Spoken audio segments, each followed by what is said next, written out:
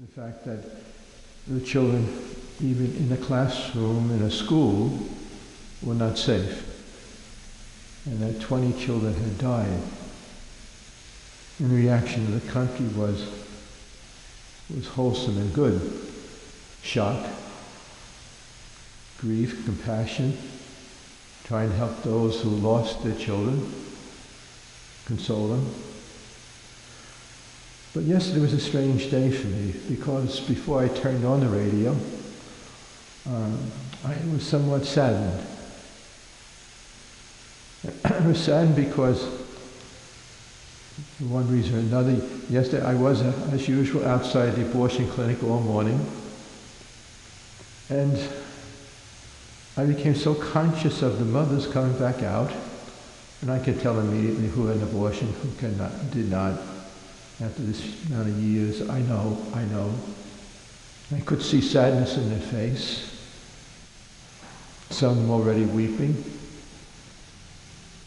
And the amount of children that died where I was, I'd say it was at least 20. At least 20. But what saddened me so much was, does anyone know? Does anyone care? Where are we at? What has happened to us? I spoke to a number of the mothers after it, and already they'll suffer, and they will suffer, like the mothers who lost their children in the classrooms, the mothers who lose their children in the womb, like they won't suffer, that they're not normal, natural. Of course they will. And of course the child is gone. And in a sense, the children who were killed in the school, God help us, they were shot, they died immediately. The children in the womb, it's not that simple. It takes time. It's a more violent death, torn apart. And we, in the name of freedom, say this has to happen. Why? Why does it have to happen? Of course it's insane. And you are gathered here this morning, not only to pray for the mothers who lost their children and the children died in Connecticut, but we're here this morning to pray for all those children who died yesterday. Were there a few? No. Do you understand how many children die each day in this city? Every day, 5 days a week, Monday through Saturday, Monday through Friday. 5 days a week, every day, 400 babies in the womb are killed. 400 a day in this city. At the end of the year, it's 90,000. 90,000, according to latest statistics. 90,000. And there's no reaction, there's no outpouring. This is insane, is it not? But you come this morning to say, look, we should grieve not only for the children who lost their lives in the classroom, and pray for their parents, but we have to pray for an end of, that was done by a mad young fella, insane, we know that. Because of that, we don't know who would do it next. But we do know what's happening today and who will do it next. And we make it known in the name of freedom. That the doctors, the abortionists, should be able to do this. And the mother should be able to do this. And the mothers grieve, they all do eventually. Trust me. It takes time, but they do. And of course the children are destroyed, their little bodies. And so you go this morning and you give witness. This is insane. And then we cannot separate freedom from truth. You can't say because choice. Nonsense. If you separate freedom from truth, that's license, irresponsibility, resulting in the death of others. Freedom must be always connected to truth. You're free to do that which is right. If you're free to do whatever you want, that's license. When you're free to do that which you ought to do, that's truth. That's what God intends, the intellect and the will being connected. And the truth is, they are babies. They're our brothers and sisters. I had a young woman Nepal, she gave delivery to a child suddenly at 6 months. And thanks be to God, the hospitals have kept the child alive, and she's doing well right now. But what's the difference between giving delivery at 6 months and not giving delivery at 6 months and going in and killing the child? Not much. Not much. It's insane. You know, outside the abortion clinic, I have this icon. And this icon, actually, it's a beautiful icon.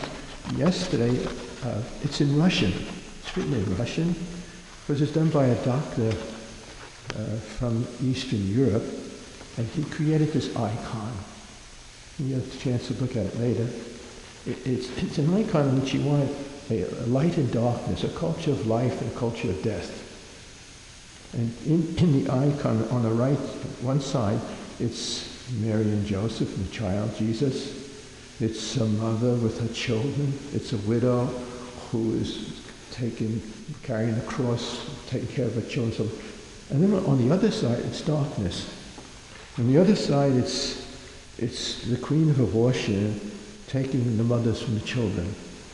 And there's four different type of women that are depicted there. The worldly one just handing the child over quickly. Another woman turning her head away. She wants to, denying this. She doesn't want to be involved in this, and so she almost in a state of denial. The other one is weak. She's just standing there letting it happen. The circumstances just overwhelming her, and she'll regret it later. And finally, the last woman is sort of holding the child back. She doesn't want to give it over, but they all do. And behind the queen of the abortions is a doctor. And the doctor has money coming out of his pockets and everywhere else, and he's with a sword putting it through the children. And behind them is the serpent, the devil, about to swallow them all up. You say, it's very powerful. It was done by a doctor in Eastern Europe. And the doctor sent this to me and said, use it outside the clinics in America. I prayed over that doctor in Vienna, Austria, on the Feast of Our Lady of Fatima. And he does lead our prayer vigils in Belgrade, Serbia. And who is this doctor? Well, the doctor was the #1 abortionist in Serbia. The doctor himself performed 60,000 abortions.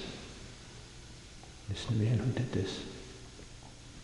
And on the 60,000 abortion, he said to me, accidentally, without meaning to, the hand of the child that was cut up, I fell on the ground. And he said, I reached down to pick it up, and the nerves were still alive, and as I went to pick it up, the hand closed. The hand closed. It was finished.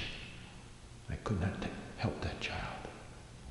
He said, at that moment, after 60,000 abortions, by the grace of God, I realized this is insane. These are God's children.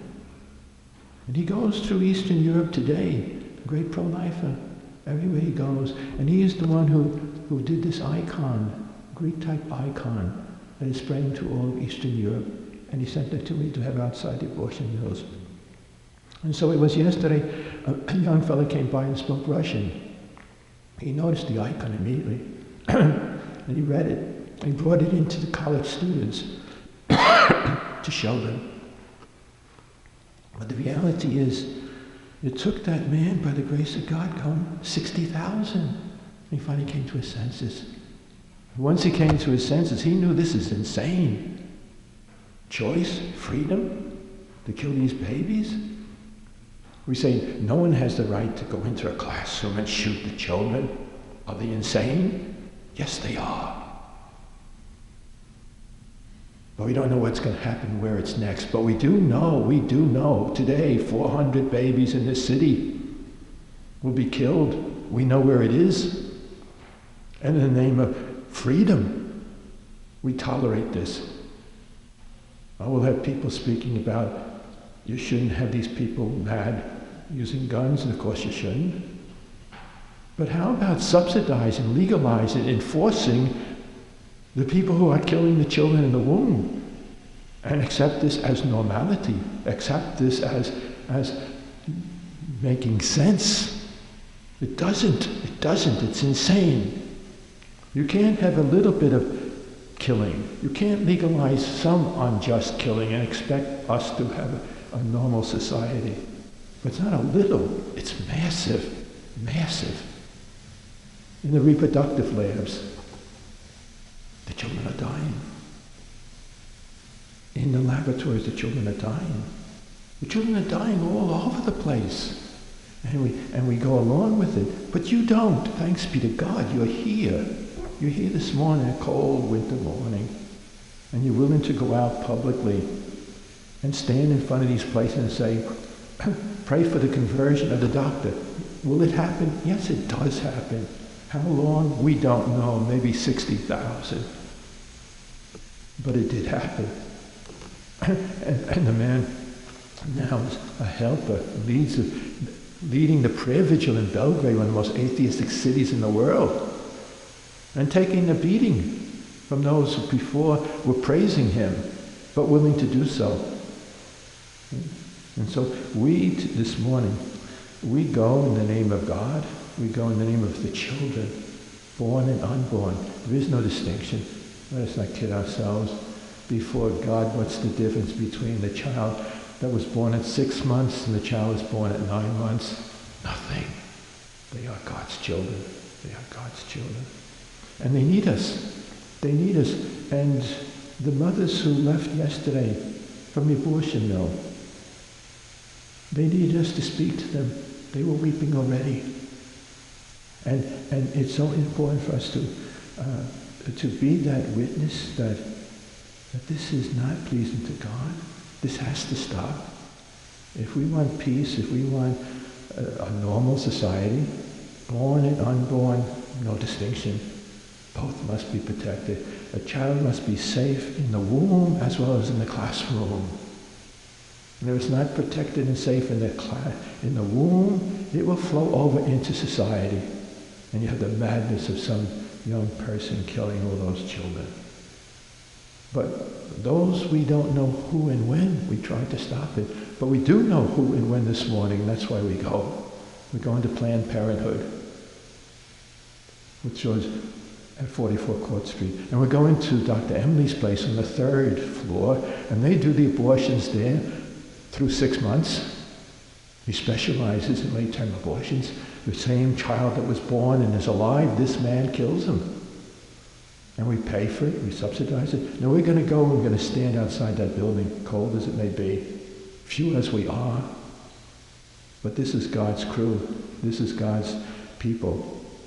It wasn't crowded at Calvary, at Golgotha. It wasn't crowded at all. It was only 5 people. But today everybody knows who the 5 people were.